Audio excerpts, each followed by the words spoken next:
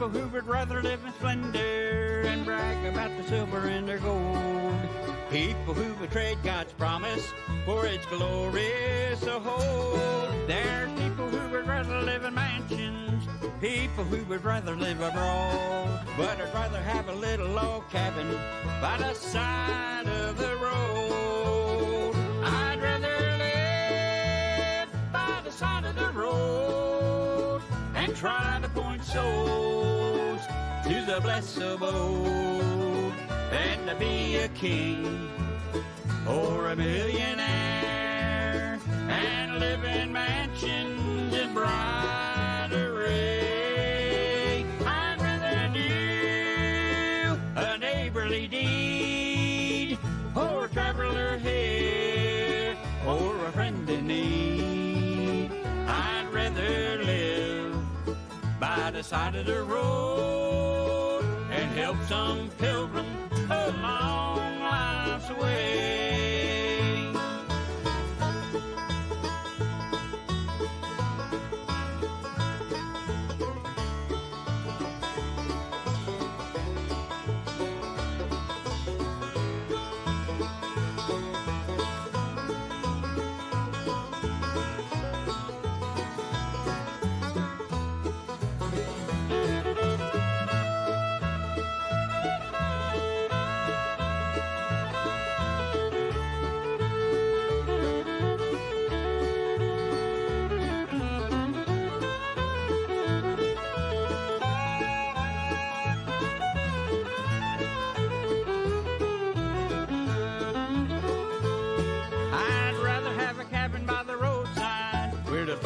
A man passing by, help point soul to Jesus and that city on high.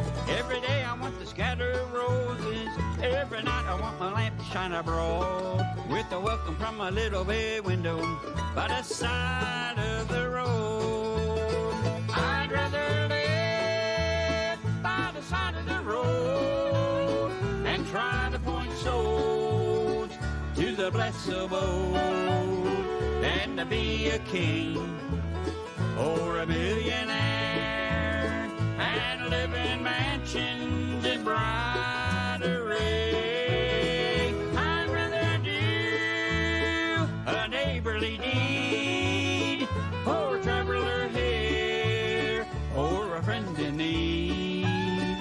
I'd rather live by the side of the road and help some pilgrim along life's way.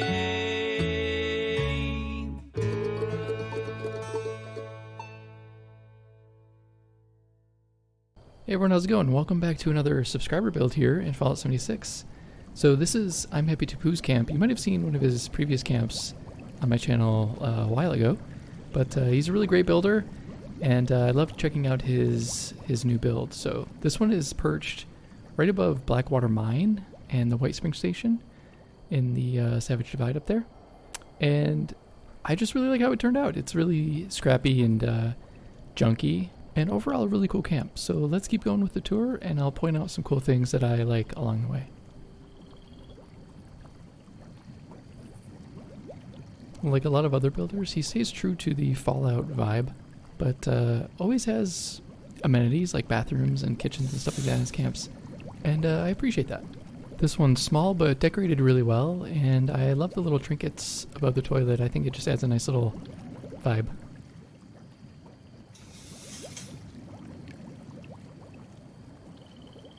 Moving on to the kitchen, I love how organized this all is and how kind of jam-packed it is as well. It's really well decorated, and it's a really good use of the space too.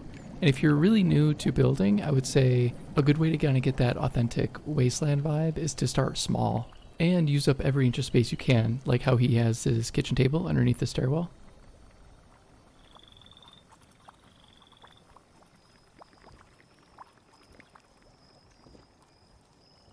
Now into the living room. No one really talks about a camp's flow that much, but I would say like this is a great example of something where it is like an open concept sort of camp, but the furniture is used in a way to kind of distinguish between rooms, and he's doing a great job of that here. As you can probably imagine, I really dig the use of the garage door here because it gives you a really nice panoramic view of the whole valley, and it's a great way to integrate something that's like rarely often used in this way.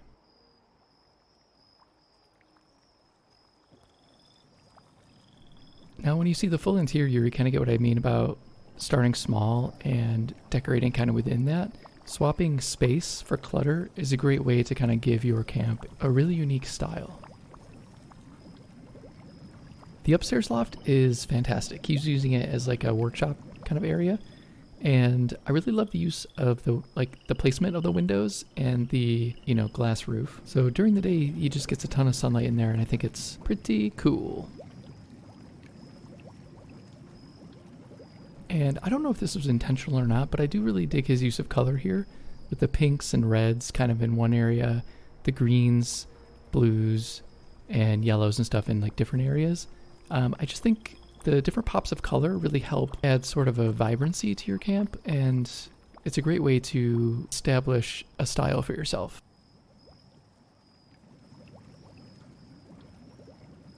Another nice little lookout here with a beautiful view. Great spot for a cup of coffee.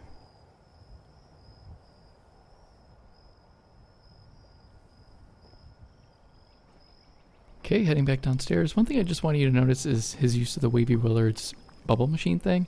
I hardly ever see that used anymore, and when it is, it's not really like integrated very well, but for some reason here it actually kind of makes sense, so props to him for using it.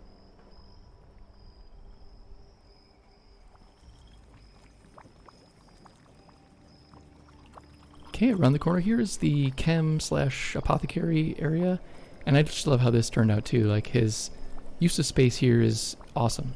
I think the best word to describe this kind of stuff is like ramshackle. Like, it looks very ramshackly.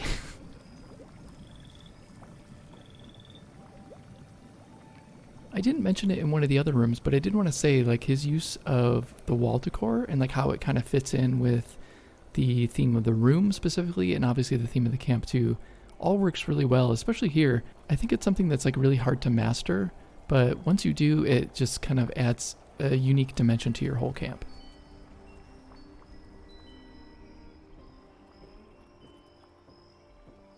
What I really love about this camp, and generally all of Pooh's other camps, is his attention to detail and the intentionality of it. So if you're looking to be inspired, try giving yourself a challenge, like only build using 4 foundations, let's say, and then play within that to kind of see what you come up with. It's a good exercise in boosting your creativity. I really dig the exterior too. It is a big box technically, but it's not boxy, if that makes sense. The different lines and angles and textures really break it up and make it seem not as flat, you know? So there you go, that's the camp. I just want to thank Pooh again for letting me film this, and obviously for building it. It's a really great camp that I think a lot of you can learn some really cool things from. So I want to appreciate you watching, and until next time, I'll talk to you later. Have a good one.